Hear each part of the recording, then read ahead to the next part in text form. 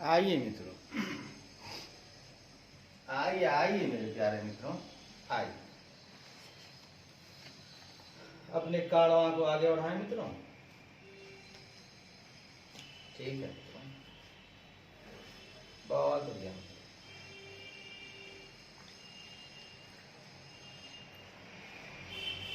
बहुत बढ़िया।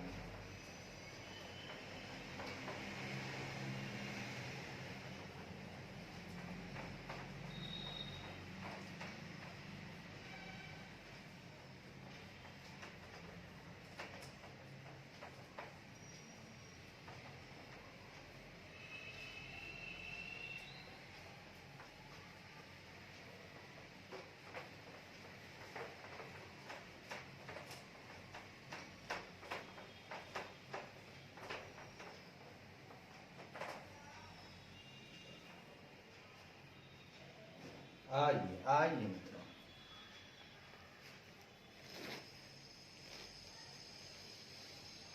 आइए आइए।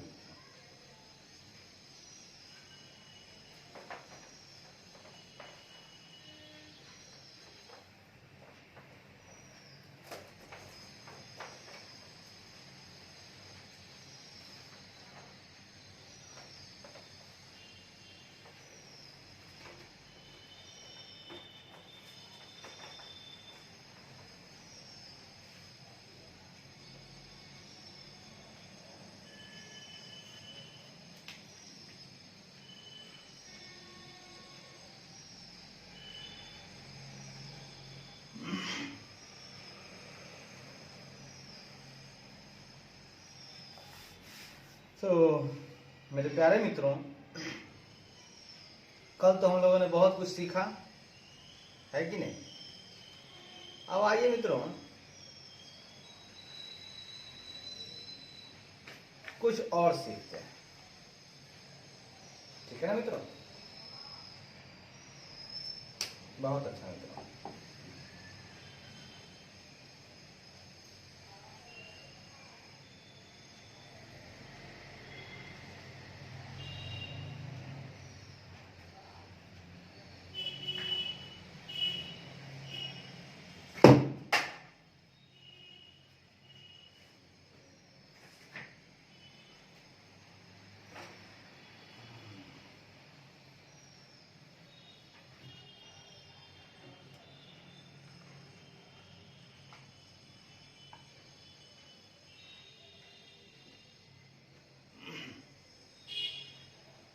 अच्छा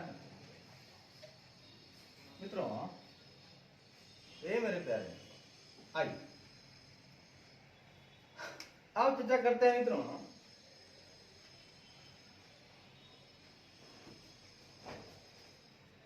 थोड़ा संक्षेप में बात करते हैं मित्रों। अभी हम लोग पढ़ रहे थे मित्रों, event occurring after the balance sheet date. हम लोग चर्चा कर रहे थे events occurring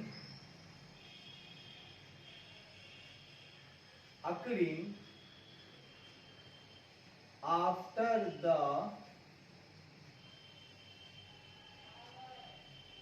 balance sheet date. मेरे मित्र, इवेंट जो अकर हो रहे हैं after the balance sheet date, अच्छी बात।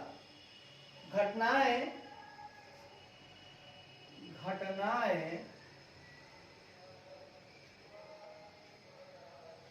बैलेंस शीट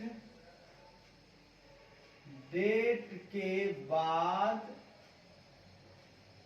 घट रही है। बहुत समझना, जो घटनाएं हैं मित्रों वो कब घट रही हैं? बैलेंस शीट के डेट के बाद घट रही हैं। इसमें मित्रों दो बातें हो सकती हैं। इसमें दो बातें हो सकती हैं मित्रों, जो घटनाएं घट रही हैं इसमें दो बातें हो सकती हैं। पहली बातें हो सकती हैं कि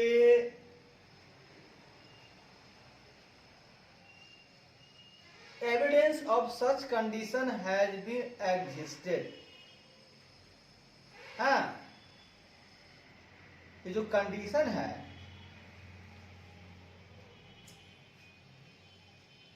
बैलेंस शीट डेट पर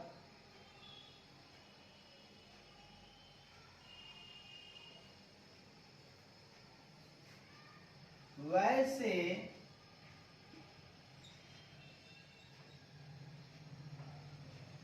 कंडीशन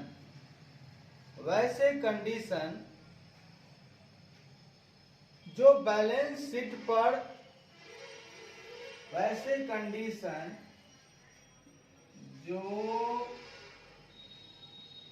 बैलेंस शीट डेट पर एग्जिस्ट कर रही है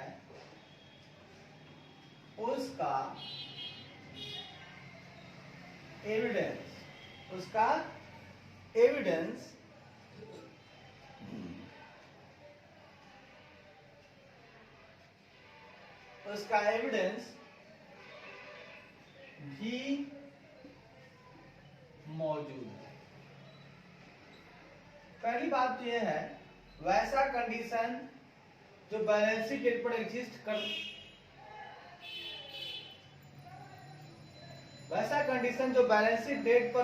कर रही है, या ऐसे कह सकते हैं कि बैलेंस शीट डेट पर एग्जिस्ट करने वाली जो कंडीशन है कि हाँ भाई बैलेंस शीट डेट पर इवेंट्स हो रहे हैं, उस इवेंट्स का जो ये कंडीशन है मेरे पास, तो अगर उसका कोई एविडेंस मौजूद है क्या?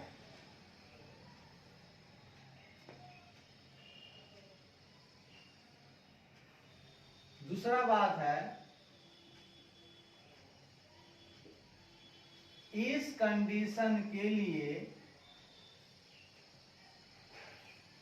बैलेंस शीट डेट पर कोई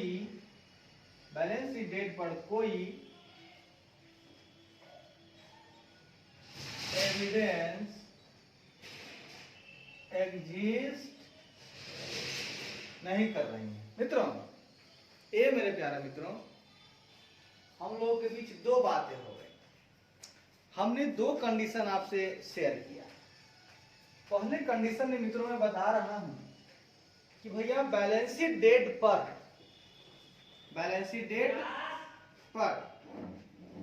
क्या हो रहा है?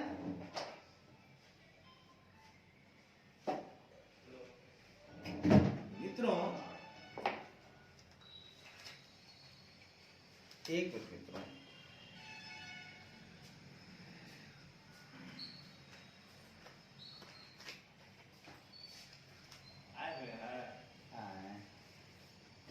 क्या कीजिएगा, आना तो पड़ेगा।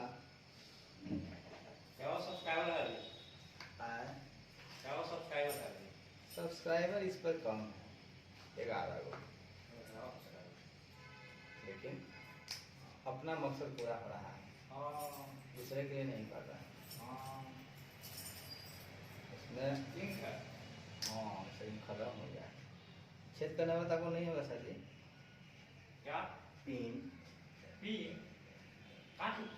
हो जाएगा, खोलते तो मिल जाएगा। हाँ खोलिएगा तब वही ना बोले, खोलने के बाद है देखा जाता है।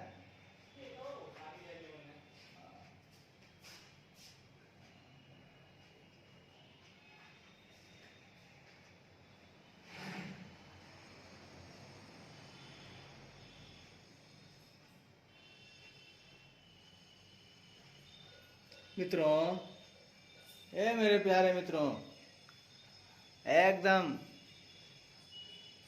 प्यार से चलेंगे, एकदम प्यार से चलेंगे मित्रों।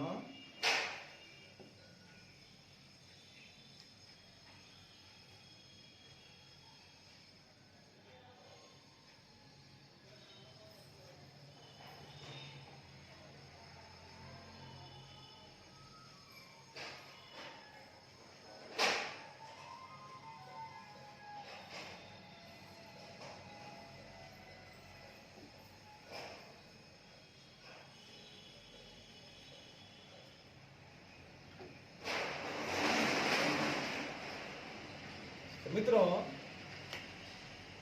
इवेंट्स जो अकर हो रहे थे आफ्टर द बैलेंसिंग डेट, तो उसमें हमने दो चर्चाएं की मित्रों। कितनी चर्चाएं की मित्रों? 2 चर्चाएं किया है हमने, ठीक है। कितनी चर्चाएं की है मित्रों? हम लोगों ने 2 चर्चाएं की है मित्रों। हमने उठाया कि जो घटनाएं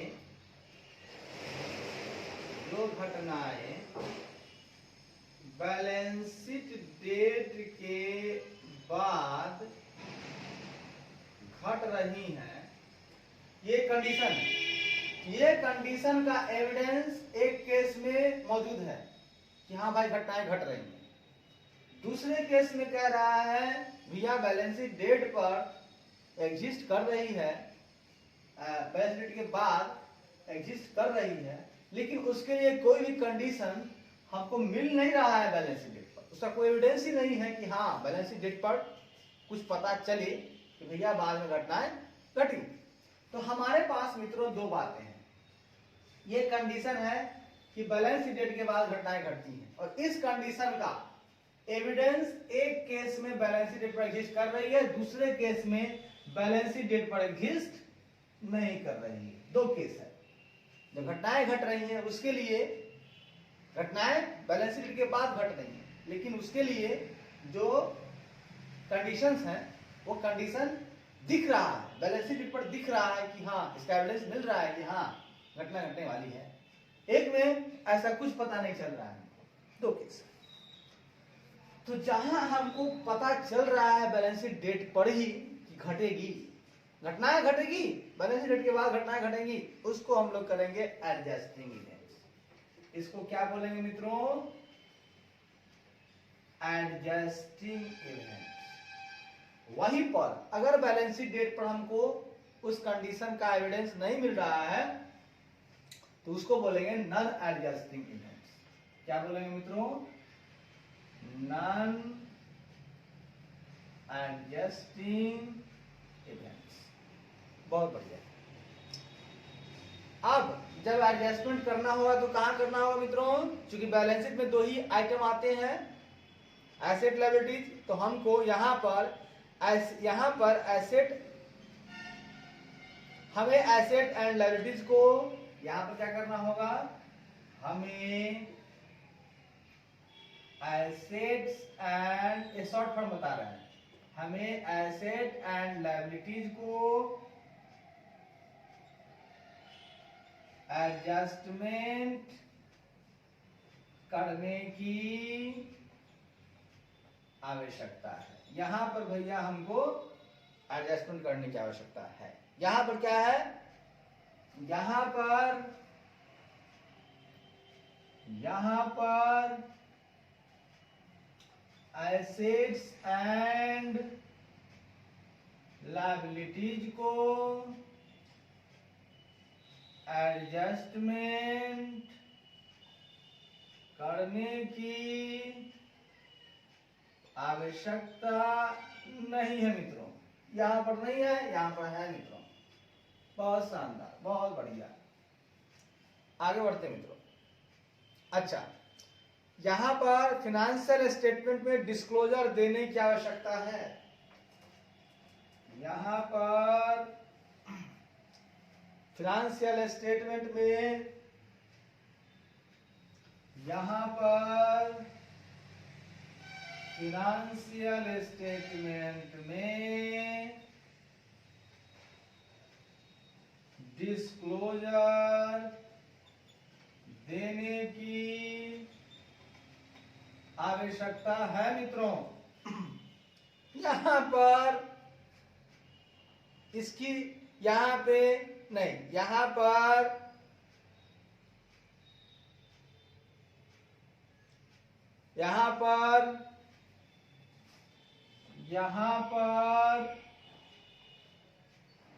अप्रूविंग अथॉरिटी के रिपोर्ट में डिस्क्लोजर करने की आवश्यकता है। एकदम तोड़ के देहाती भाषा में पढ़ेंगे मित्रों। इसको अगर आप एडजस्टिंग कर रहे हैं तो फिनेंशियल स्टेटमेंट में ही डिस्क्लोज करें, लेकिन जो नॉन एडजस्टिंग है भैया, लोगों को जानकारी तो होना चाहिए तो अगर जानकारी जरूरत है तो उसको आपको अप्रूविंग अथॉरिटी के रिपोर्ट में डिस्क्लोजर करने की आवश्यकता है कि हाँ भैया हमने एडजस्ट नहीं किया है, हमको बैलेंस शीट डेट के बाद फलाना फलाना ठिकाना मिला है लेकिन हमने एडजस्ट नहीं किया है साहब, एडजस्ट नहीं किया है, इस बात की जानकारी हम दे रहे हैं। ठीक है प्यारे, ठीक है मेरे प्यारे मित्रों, ये मेरे प्यारे मित्रों एकदम प्यार से पढ़ेंगे मित्रों। आइए मेरे मित्रों अब हम एक चर्चा करेंगे मित्रों डिस्क्लोजर कहां कहां कैसे क्या करना है। ठीक है मित्रों, हम यहां चर्चा करेंगे डिस्क्लोजर को लेकर। आइए चर्चा करते हैं, हम यहां चर्चा करेंगे डिस्क्लोजर को लेकर।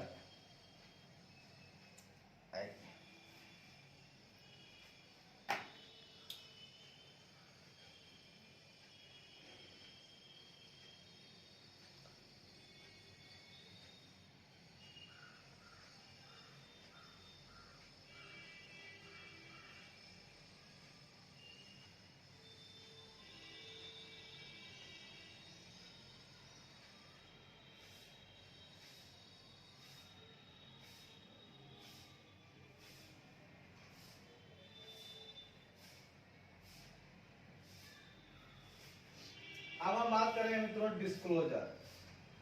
डिस्क्लोजर भैया डिस्क्लोज तो करना पड़ेगा हमें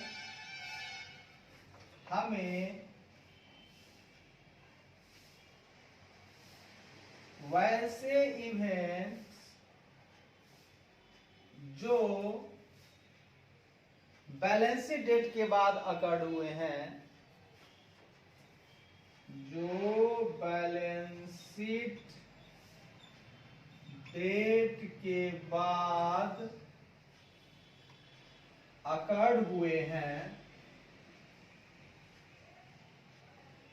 हमें वैसे इवेंट्स के लिए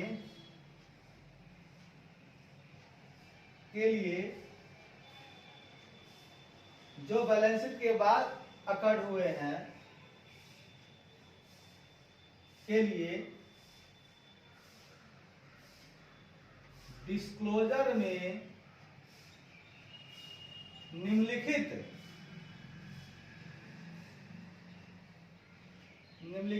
इंफॉर्मेशन को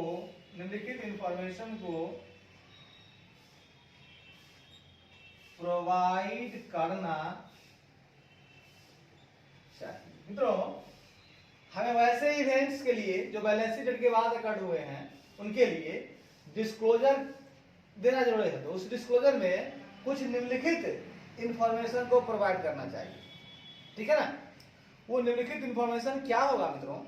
तो पहला होगा, सबसे पहले हम उसमें डिस्क्लोज करेंगे कि उस इवेंट्स का नेचर क्या है। पहली बात हम लिखेंगे, बताएंगे कि हमें बताना होगा कि उस इवेंट्स का नेचर क्या है, आखिर किस टाइप का है वो इवेंट्स, नेचर बताएंगे। ठीक है ना, हाँ, तथा और an estimate of the financial effect, और हमें क्या बताना होगा, एक अनुमान उनके फिनेंशियल इफेक्ट का। बी में देखेंगे उस इवेंट से होने वाले फिनेंशियल इफेक्ट का, उस इवेंट से होने वाले फिनेंशियल इफेक्ट का एस्टिमेट करना होगा, मतलब मूल्यांकन करना होगा, अनुमान लगाना होगा कि भैया अनुमान करना होगा कि उस इवेंट से फिनेंशियल इफेक्ट क्या पड़ा है, या statement that such an estimate, और यही बताना होगा कि वो एस्टिमेट नहीं बनाया जा सकता है। अगर आप बना सकते हैं एस्टिमेट तो एस्टिमेट कीजिए, या बताएं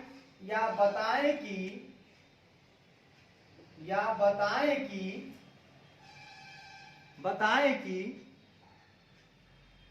एस्टिमेट नहीं बनाया जा सकता है। बताएं कि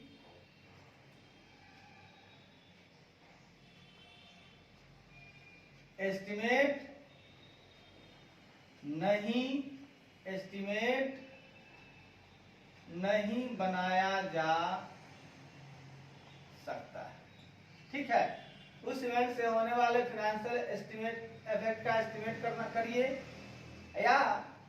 या नहीं तो बताएं कि एस्टिमेट नहीं बनाया जा सकता, या हम एस्टिमेट कर ही नहीं पा रहे हैं, है ना, हम एस्टिमेट ही नहीं कर पा रहे हैं कि क्या उसका फिनेंशियल जो है इफेक्ट है। हम दोनों बातें बता देंगे मित्रों। हम भाई नहीं बता पा रहे हैं कि उस इवेंट्स का नेचर क्या है। ओके मित्रों, हम नहीं पता कर पा रहे हैं कि उस इवेंट का नेचर क्या है, तो हमको तो बताना होगा, पहले तो बताना होगा नेचर क्या है। एक इवेंट्स हुआ है तो नेचर तो होगा उसका डेफिनेटली। दूसरी पॉइंट में हाँ या ना में जवाब होगा कि भैया उसका एस्टिमेट तो करो कि उसका फिनेंशियल इफेक्ट क्या हुआ है। इवेंट्स जो हुआ है, बैलेंस शीट के बाद जो घटनाएं घटी हैं, उनका बैलेंस शीट पे फिनेंशियल इफेक्ट कितना पड़ा है उसका एस्टिमेट करो कितना पड़ा है। और नहीं हो सकता वही बताओ, हम एस्टिमेट नहीं बना सकते कितना फिनेंशियल इफेक्ट हुआ है। इस तरह से हमारा एस जो है S4 मेरा एंड हो गया है। इसके कुछ हम लोग उदाहरण पढ़ेंगे दोस्तों, एकदम प्यार से पढ़ेंगे, ठीक है। तो आइए बारी बारी से हम लोग डिस्कशन करते हैं। ए मेरे प्यारे मित्रों, आज थोड़ा लंबा चलेगा, लेकिन आज अंत होने की संभावना इसकी है। आइए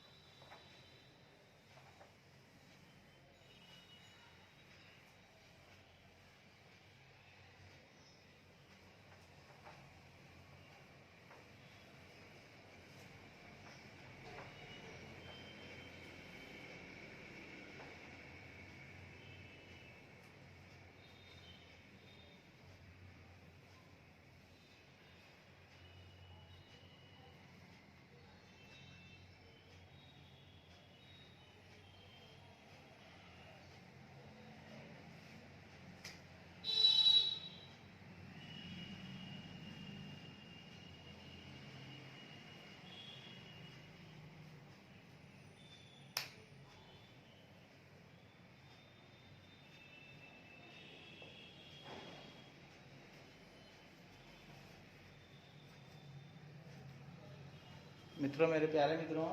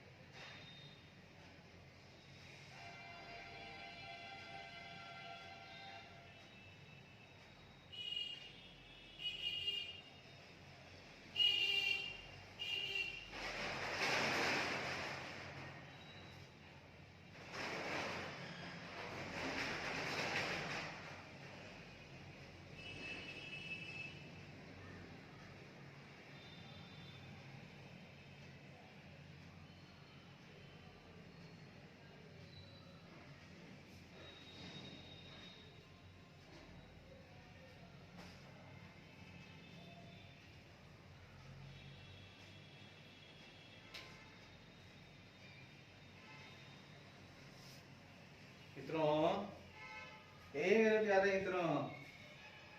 आइए, अब कोई अपना साथी नहीं मित्रों, ये जान लीजिए, खुद है और आप हैं। अब तीसरा कोई नहीं मेरे पास है मित्रों, बस तीसरे की जरूरत नहीं मित्रों। तीसरा हमेशा चाहता है कि नीचे रहे हमसे सब, संसार का नियम है मित्रों। आइए ना सवाल उठाते हैं, प्यारा सा सवाल है। एक कंपनी है जो फाइनेंशियल ईयर फॉलो कर रही है, एक कंपनी जो फाइनेंशियल ईयर अप्रैल से मार्च को फॉलो कर रही है, अप्रैल से मार्च को फॉलो कर रही है। अच्छी बात। कंपनी ने पहचाना चेक्स,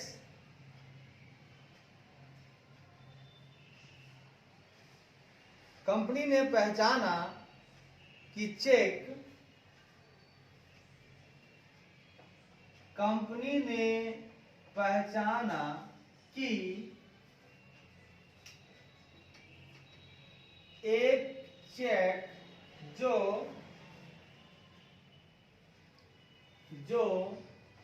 31 मार्च या उससे पहले का है।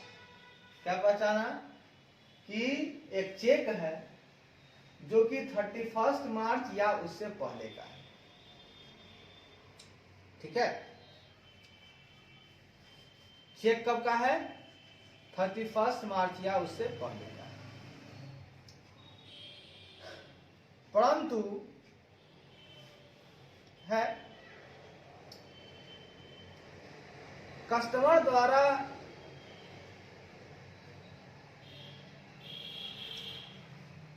परंतु उसने कस्टमर से प्राप्त किया है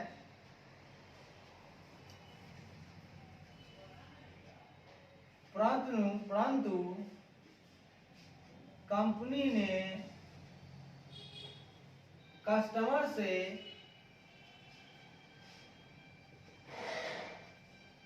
प्राप्त किया है चेक बैलेंस शीट डेट के बाद, किया है बैलेंस शीट डेट के बाद, बैलेंस शीट डेट के बाद, परंतु फिनेंशियल स्टेटमेंट के अप्रूवल से पहले, परंतु फिनेंशियल स्टेटमेंट के अप्रूवल से पहले।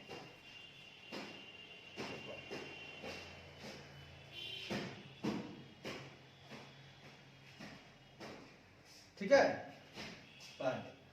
उसने एंट्री कर ली, उसने एंट्री कर ली मतलब एडजस्ट कर लिया, उसने एंट्री कर ली cheques in hand account debit. क्या एंट्री की? चेक्स आ गया उसके पास, cheques in hand account debit to, देने वाला कौन है?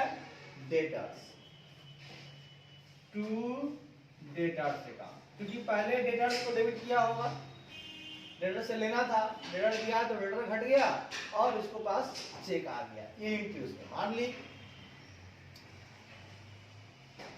चेक को उसने क्या किया? चेक को, चेक्स इन हैंड को, चेक्स इन हैंड को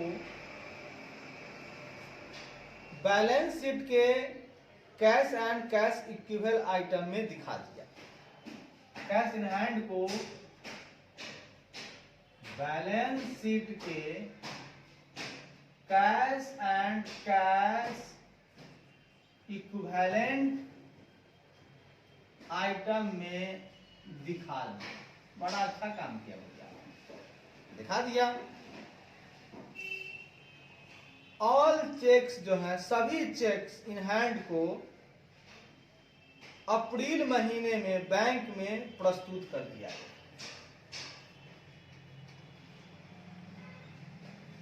सभी चेक को अप्रैल महीने में बैंक में प्रस्तुत कर दिया और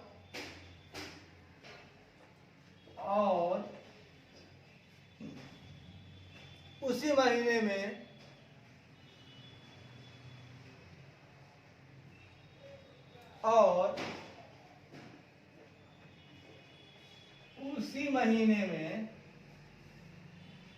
बैंक में डिपॉजिट करने के बाद और उसी महीने में नॉर्मल कोर्स में बैंक में डिपॉजिट करने के बाद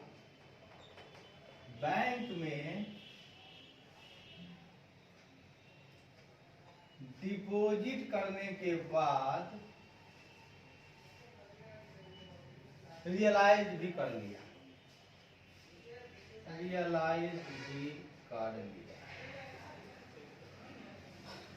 ठीक है, अच्छी बात।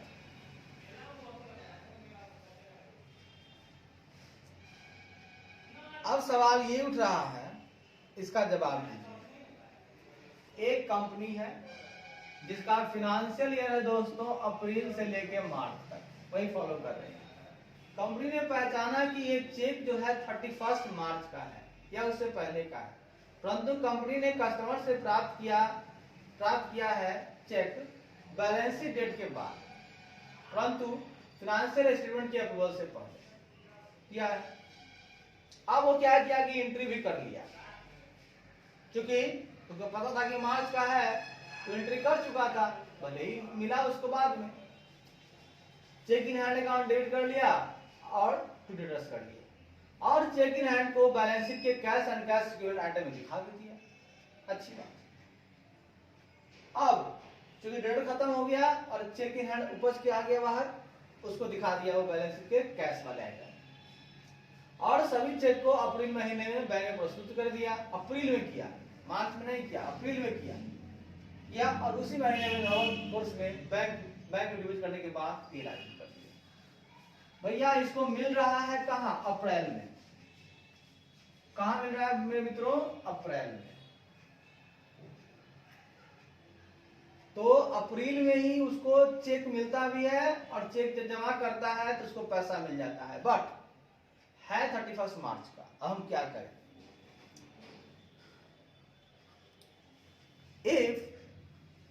Even if the checks bear the date 31st March or before, the checks received after 31st March, देखिए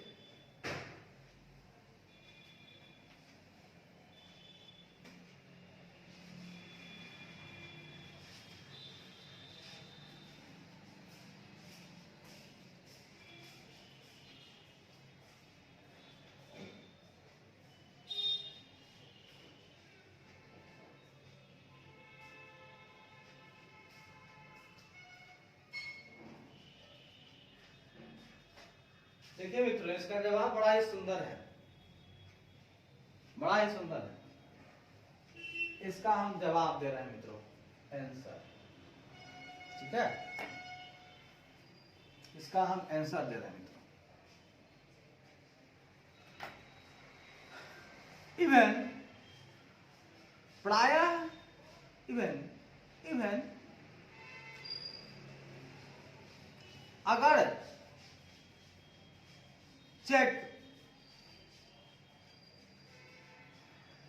चेक जो है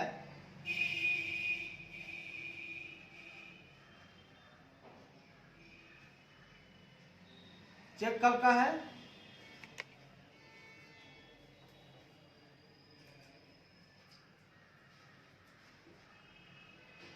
अगर चेक 31 31 मार्च या उससे पहले का है मित्रों, पहले का है। लेकिन चेक रिसीव हुआ है 31 मार्च के बाद का है, लेकिन चेक्स रिसीव्ड हुआ है 31 मार्च के बाद। रिसीव कब हुआ है? 31 मार्च के बाद। अतः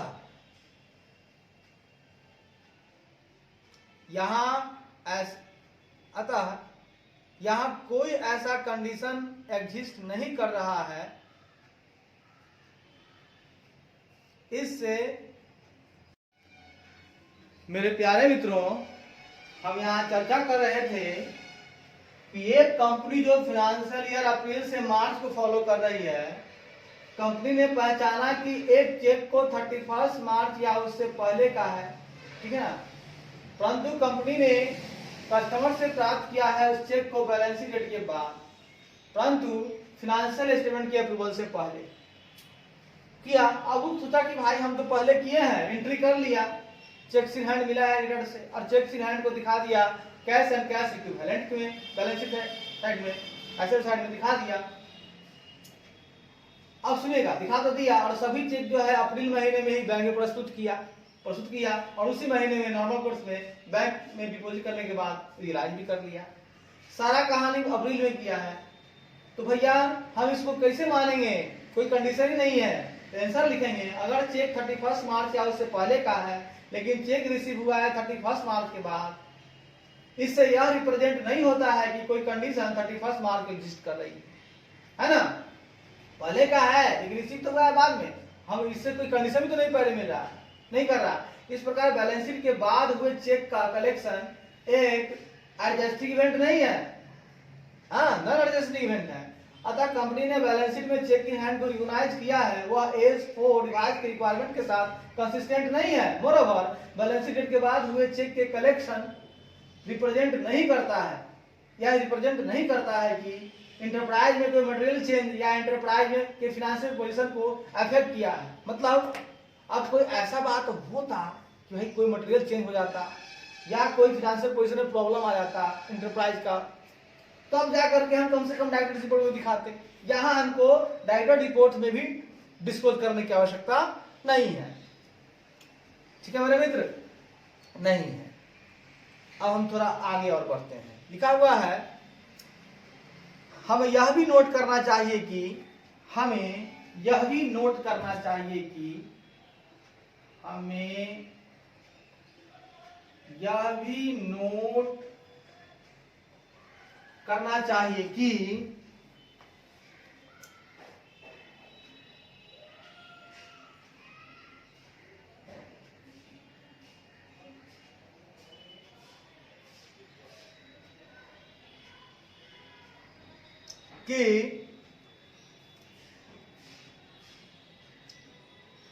फाइनेंशियल स्टेटमेंट को प्रिपरेशन एंड प्रेजेंटेशन के लिए बना फ्रेमवर्क की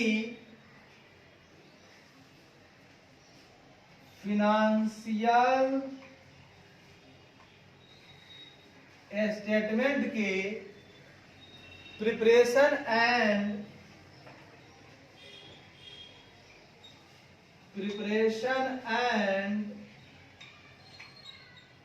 प्रेजेंटेशन के लिए बना फ्रेमवर्क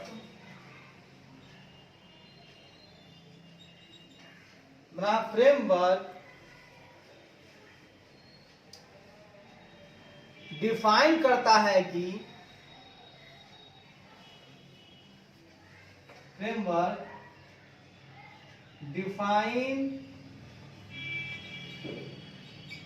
डिफाइन करता है कि एंटरप्राइज द्वारा controlled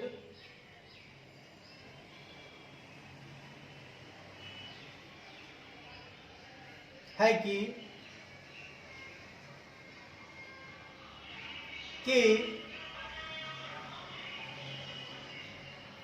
asset as a resource कहता है कि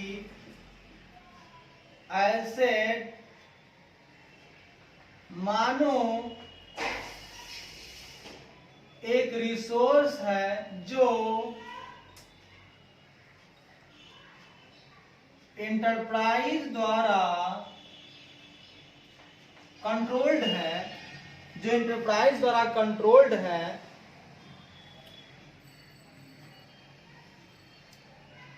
वो परिणाम है पास्ट इवेंट का।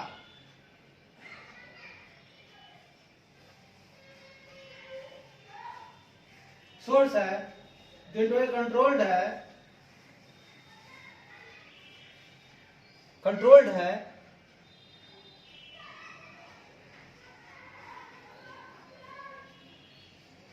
वह पास्ट इवेंट का परिणाम है।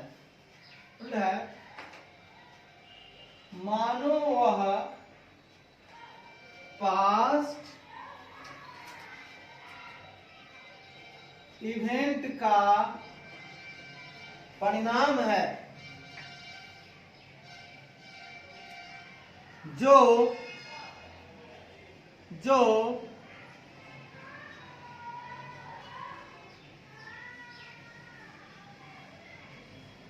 जिससे एंटरप्राइज में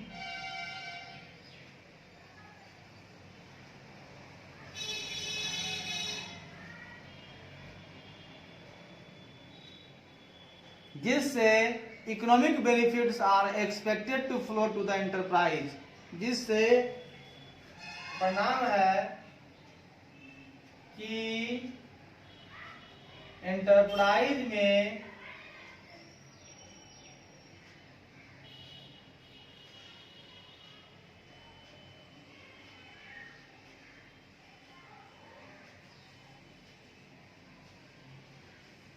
इकोनॉमिक बेनिफिट का एक्सपेक्टेड फ्लो है। एंटरप्राइज में जिससे इकोनॉमिक बेनिफिट एंटरप्राइज में फ्लो होता है। सुनिएगा क्या कहना चाहता है। कहना चाहता है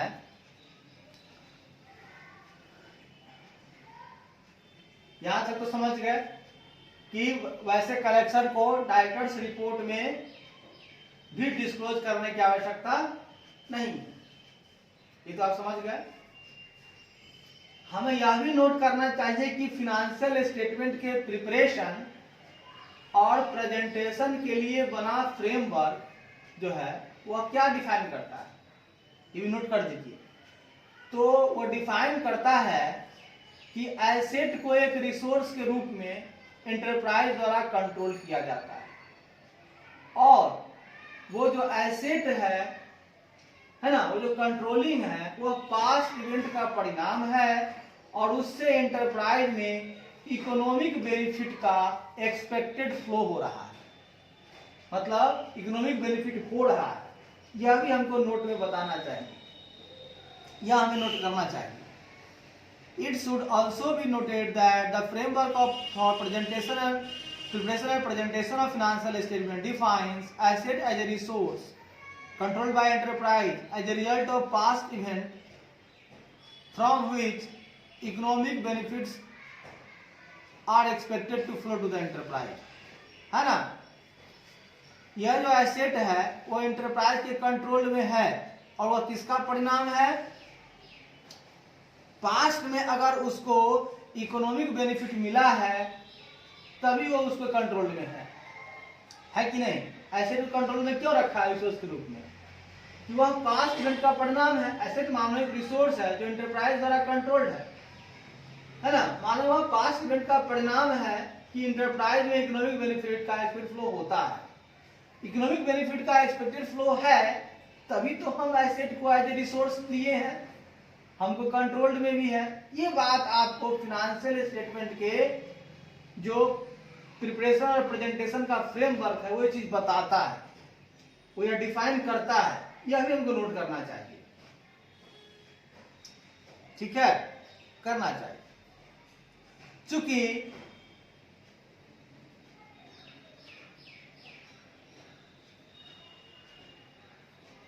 अब इस बात को समझ गए, इस बात को जरा ध्यान दीजिएगा कि हम कहना चाहते हैं कि एक फ्रेमवर्क होता है, जब फिनेंशियल स्टेटमेंट को प्रिपेयर करते हैं और प्रेजेंट जब करते हैं उसके लिए एक फ्रेमवर्क होता है। वो फ्रेमवर्क डिफाइन करता है कि क्या डिफाइन करता है कि एसेट एक रिसोर्स है जिसको एंटरप्राइज द्वारा कंट्रोल्ड हुआ गया है, और यह किसका परिणाम है? यह परिणाम है पास्ट इवेंट का, पास्ट इवेंट का परिणाम है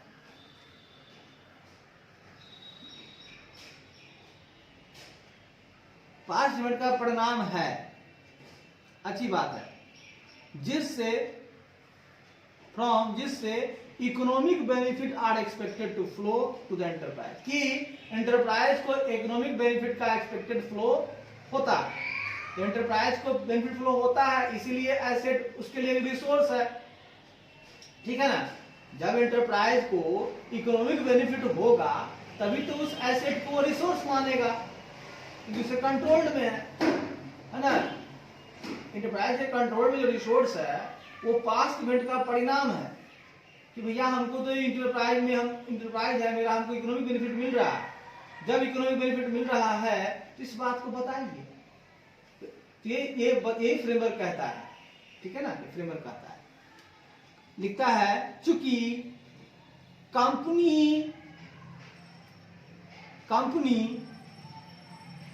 कंपनी को आवश्यकता है, कंपनी ने एक्वायर किया है,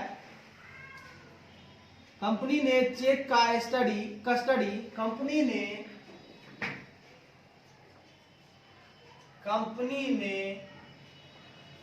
चेक का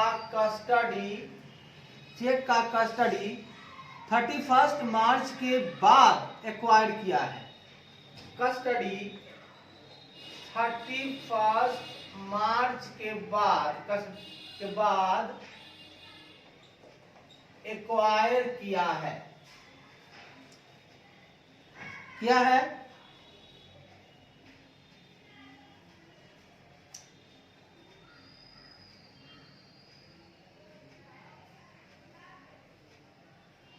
कॉमा किया है,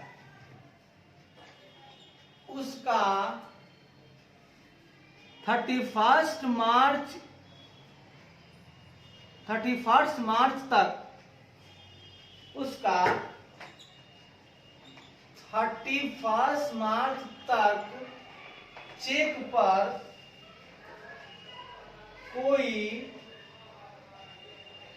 कंट्रोल नहीं है, चेक पर कोई कंट्रोल नहीं है,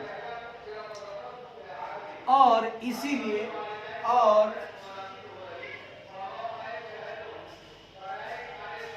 यही वजह है कि